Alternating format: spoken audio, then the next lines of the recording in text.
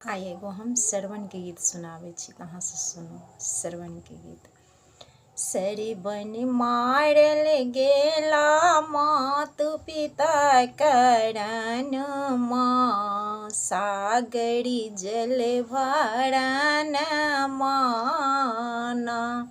सरिबन मारल गेला मातु पिता करन माँ, सागरी जल भरन माना। सरिबन लेला गागरी भरी पानी, दशरथ मारलन मृगा जानी। सरिबन लेलन गागरी भरी पानी, दशरथ मारलन मृगा जानी। सरिबन के लागी गेलन तीरो के निशान माँ, सागरी जल भरन माना। सरिबन के लागी गेलन तीरो के निशान माँ, सागरी जल भरन माना। सरिबन मारल गेला मातु पिता करन माँ, सागरी जल भरन माना। जखने लागल करे जामे बाण, मुख सँ निकलल सीताराम।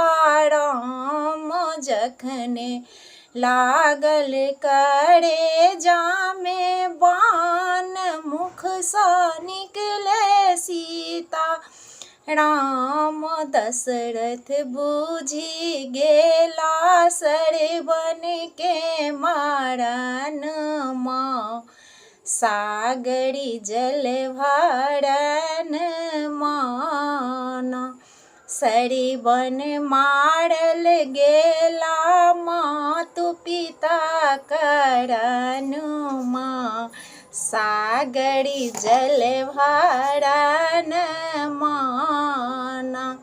सुन दौड़ू दौड़ू दशरथ यौ अज्ञानी, लिया तुम भरी पानी। दौड़ू दौड़ू दशरथ यौ अज्ञानी, लिया तुम भरी पानी। रखियो आंधा आंधी के परन माँ, सागरी जल भरन माना। दशरथ सरिबन मारल गेला मातु पिता करन माँ, सागरी जल भरन माना। दशरथ लेला तुम भरी पानी, गेला आंधा आंधी के शरण माँ, सागरी जल भरन माना।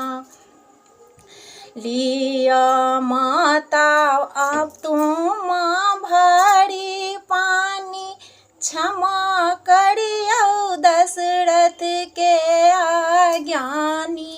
लियो तुम भरी पानी, क्षमा करियो दशरथ के अज्ञानी। सरिबन मारल गेला मातु पिता करन माँ, सागरी जल भरन माना।